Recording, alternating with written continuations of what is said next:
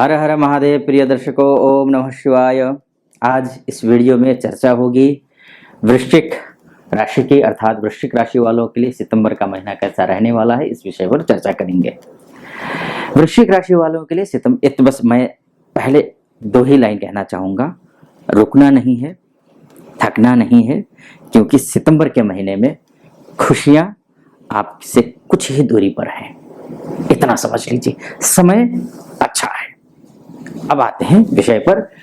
जिन व्यक्तियों के नाम का पहला अक्षर तो से, अर्थात विशाखा नक्षत्र का एक चरण और अनुराधा नक्षत्र के चारों चरण, यानी कि ना से, नी से, नु से, ने से, और ज्येष्ठा नक्षत्र के भी चारों चरण, अर्थात नो, या, ई और यू से, इन अक्षरों से जिनका नाम शुरू होता है, उनकी जो राशि होती है वो वृश्चिक राशि होती है। अब कई लोग कंफ्यूज होते हैं कि भाई मेरे तो कुछ और ही अक्षर से नाम शुरू होता है लेकिन राशि मेरी वृश्चिक है। ये भी सवाल कमेंट में करते हैं। उनको मैं ये सुझाव देना चाहूंगा। देखिए, राशियां दो प्रकार से होती हैं। एक जन्म राशि होती है, यानी कि date of birth, time of birth और प्लेस ऑफ बर्थ के हिसाब से जो राशि बनती है आपकी कुंडली में, वो एक राशि होती है। ज्यादातर लोग तो उसी जो राशि के हिसाब से नाम रख देते हैं अपने बच्चे का, तो हो सकता है वही राशि आपकी भी हो। और दूसरा वो होता है कि एक प्रचलित नाम होता है, यानी कि जन्म कुंडली में तो कुछ और नाम है लेकिन माता पिता ने कुछ और ही नाम रख दिया, जो उनको पसंद था वो नाम रख दिया माता पिता ने, तो वो भी एक नाम होता है। तो अगर मान के चले जन्म कुंडली का नाम नहीं पता है तो इसी नाम से ही आप अपनी राशि को देख लेना। ठीक, चलिए। तो देखिए, वृश्चिक राशि वालों के लिए जो सितंबर का महीना है वो अच्छा है, जैसे कि मैंने पहले कहा, क्योंकि देखिए मंगल की जो स्थिति है, यानी कि आपके राशि के स्वामी की जो स्थिति है वो बहुत अच्छी स्थिति बनी हुई है। मंगल लाभस्थ है, लाभस्थ मंगल शुभ फल देता है। आपको जरूरत है मेहनत करने की।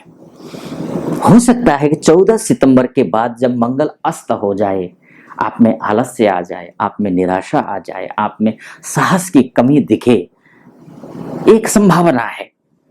लेकिन अगर ये लक्षण दिखे आप में तो आपको तुरंत जग जाना है, तुरंत काम पे लग जाना है, क्योंकि आपके लिए थकने का और रुकने का समय नहीं है।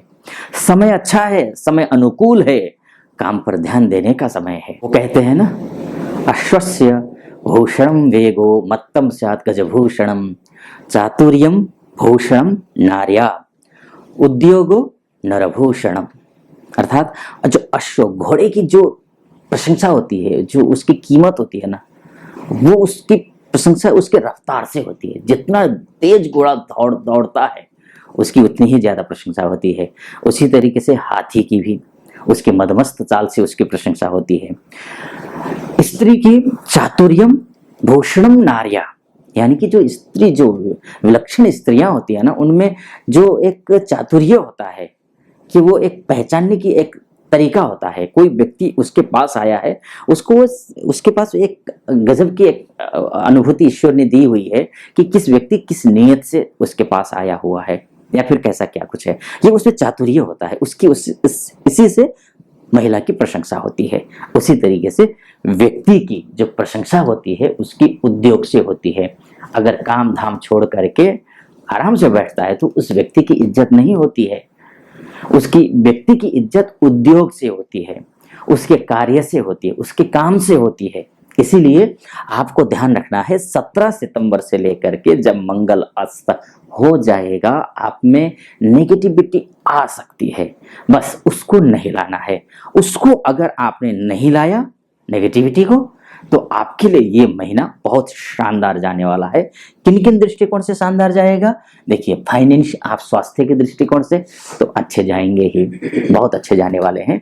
हाँ, 14 सितंबर के बाद जरूर जिनको डायबिटिक है, जिनको बीपी है, या जिनका ऑपरेशन हुआ है, सर्जरी हुई है, मेजर सर्जरी हुई है, उनको थोड़ा सा ख्याल रखना है। अन्यथा किसी को भी डरने की, परेशान होने की जरूरत नहीं है।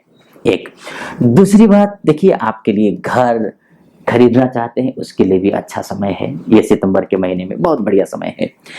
उसके बाद जाकर के इष्ट मित्र से भी सहायता मिलती हुई दिखाई दे रही है। गाड़ी खरीदने की सोच रहे हैं, अगर सोच रहे हैं तो सफलता मिलती हुई दिखाई दे रही है। माता का स्वास्थ्य अगर ठीक नहीं रहता है तो इस महीने कुछ हद तक ठीक रहने की संभावनाएं हैं। हाँ, बराबर डॉक्टर के देखरेख में रहिए, लेकिन ग्रह आपके अनुकूल है।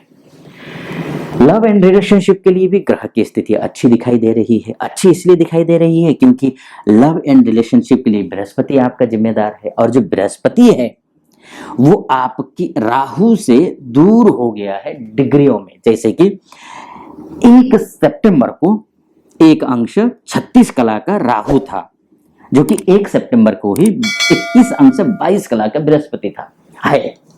तो सितंबर के पहले तारीख को ही इतना ज्यादा डिस्टेंस है राहु और गुरु के बीच में, तो आपका हर एक काम, चाहे तो आप कोई धार्मिक कार्य करने की सोच रहे हैं, घर में कोई मांगलिक कार्य करवाने की सोच रहे हैं, या फिर वाहन की खरीदने की, गाड़ी या फिर घर खरीदने की, या फिर किसी भी प्रकार से कुछ और भूमि खरीदने की सोच रहे हैं, इन सब के लिए जो डिस्टेंस है ये काम आएगा। क्योंकि 30 अक्टूबर से राहु चेंज तो हो ही रहा है, गुरु चांडाल योग तो खत्म हो ही रहा है, लेकिन उससे पहले ही राहु और गुरु के बीच में डिस्टेंस हो गया है, जिस वजह से आपके लव लाइफ भी अच्छी होने वाली है, आपकी शिक्षा का स्तर भी अच्छा होने वाला है।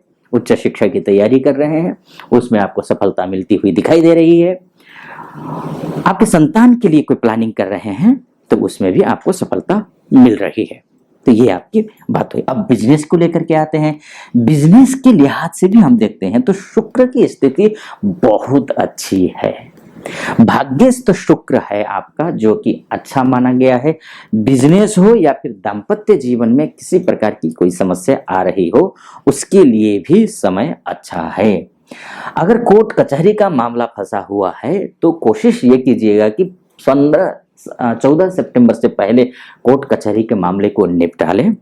अगर नहीं, 14 सितंबर के बाद ही डेट है, तो ऐसे स्थिति में आप कोशिश कीजिएगा हनुमान चालीसा का पाठ करें, बजरंग या तो बजरंग बाण का पाठ करें या फिर हनुमान अष्टक का पाठ करें। कोर्ट कचहरी का मामला भी आपका सुलझ जाएगा। जहां तक बात है मान सम्मान, पद प्रतिष्ठा, नौकरी और इंटरव्यू, अगर नौकरी के लिए कहीं इंटरव्यू देने जा रहे हैं तो उसके लिए क्या स्थिति रहने वाली है। आपका सूर्य आपका यानी कि बहुत अच्छी स्थिति में है। 17 सितंबर तक तो सूर्य अपनी ही राशि में यानी कि दशमस्थ ही रहेंगे। दशमस्थ सूर्य अपने ही राशि में हो यानी कि प्रमोशन के योग बनते हैं।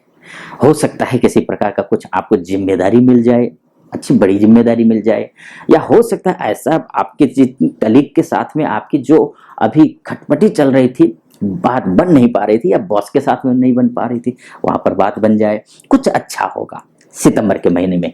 नौकरी करने वालों के लिए जहां तक बात है, इंटरव्यू देने वालों के लिए तो अगर नौकरी की तलाश कर रहे हैं, इंटरव्यू देना है, इंटरव्यू देने के लिए भी उपयुक्त समय है।